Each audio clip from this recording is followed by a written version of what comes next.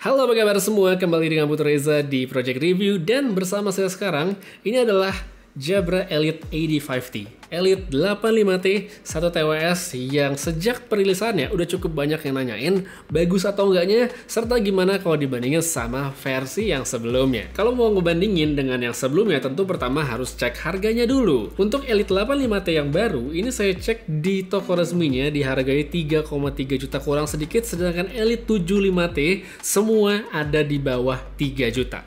Dilihat dari tampilannya, pada Elite 85T, Jabra sebenarnya kelihatan tidak melakukan banyak perubahan. Garis desainnya masih mirip, hanya saja dengan ukuran yang sedikit lebih besar. Perbedaan ini, kalau dari pengalaman saya, pada akhirnya akan memengaruhi gimana fitnya ketika dipakai di kuping.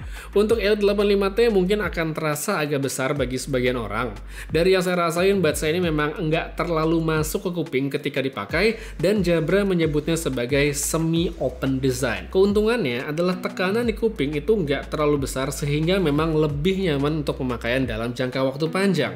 Sedangkan kalau untuk 75T yang lebih kecil, ini benar-benar terasa lebih masuk ke dalam rongga telinga karena mungkin awalnya didesain sebagai TWS dengan passive noise cancelling.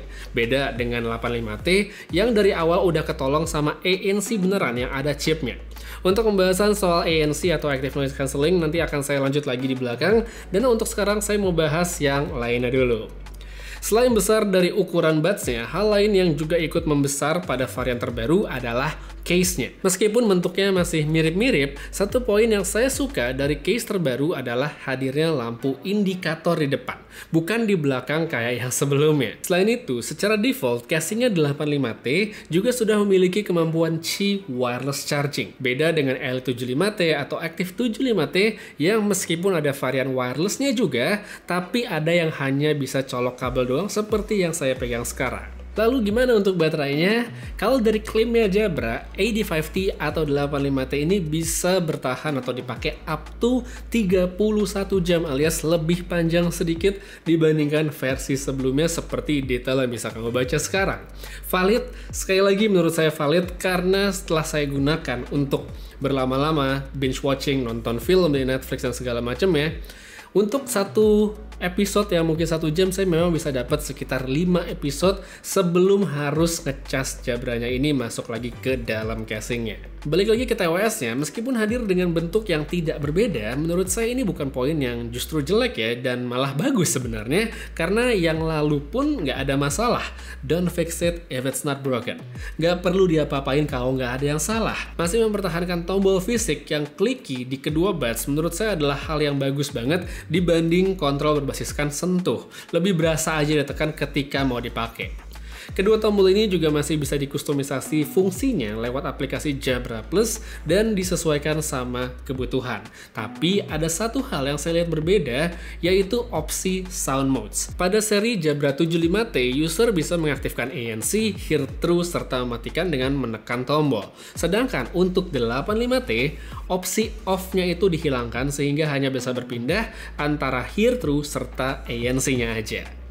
Selain buat kustomisasi tombol, aplikasi Sound Plus ini juga penting sekali karena ada pengaturan lain yang bisa dilakukan seperti equalizer.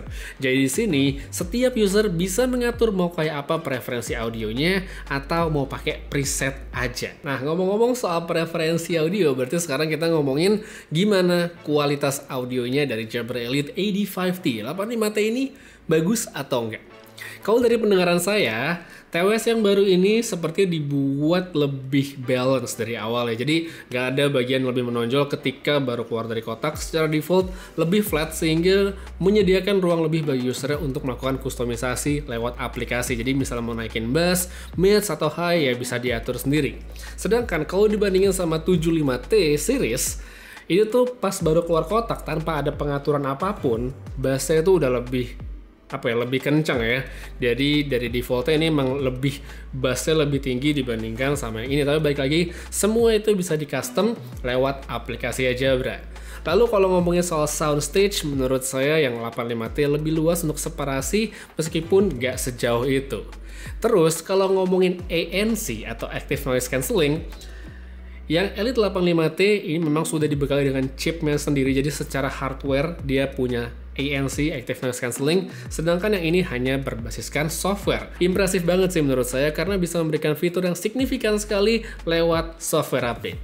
Bagusan mana untuk ANC-nya? Ya masih bagusan 85T dong, karena dia punya chipnya sendiri dedicated. Tapi 75T pun nggak kalah sejauh itu, karena masih bagus juga untuk meminimalisir noise dari luar ketika kita lagi dengerin musik atau nonton film. Selain itu, keunggulan dari 85T, lagi-lagi di aplikasi, user bisa mengatur intensitas dari Active Noise Cancelling-nya. Kalau dari pengalaman saya, misalnya pemakaian di rumah yang harian, palingan saya setel di level 1 atau 2 aja, karena untuk yang level 4 menurut saya terlalu kedap dan justru malahnya nggak nyaman gitu ya kalau dipakai dalam keadaan yang umum kayak di rumah yang sebenarnya nggak terlalu berisik. Kalau yang saya kepikiran sekarang mungkin yang level 4 ini bakal kepake di lain waktu dan kayaknya bakal cocok kalau saya pakai di dalam kabin pesawat karena biasanya di kabin pesawat itu berisik, jadi ya akan lebih nyaman kalau misalnya ANC-nya bisa dipakai di level yang tertinggi. Untuk yang 75T-nya pun sebenarnya di aplikasi itu ada pengaturan buat ANC-nya, tapi bukan soal intensitas, melainkan seperti noise profiling. Jadi user bisa ngatur gimana profile noise cancellingnya, bisa digeser-geser dan beres. Selain soal kualitas suara, hal lain yang juga tentunya penting sekali dari sebuah TWS adalah gimana performa dari mikrofonnya, karena akan kepake banget ketika kita lagi telepon atau video call. Untuk yang baru, ini ada tambahan mikrofon sehingga totalnya ada 6, yang mana di atas kertas harusnya kualitasnya akan lebih baik. Apakah demikian? Langsung aja berikut adalah tes mikrofonnya dari Jabra Elite 85T sekaligus saya bandingkan dengan versi yang sebelumnya. Oke, yang ini adalah hasil audionya dari Jabra Elite Active 75T yang 75T. Saya rekam pakai Samsung Galaxy Note 20 Ultra karena di Pro Video kita bisa ngubah setting input mikrofonnya dari TWS. Jadi inilah hasil kalau pakai Jabra Elite 75T tadi.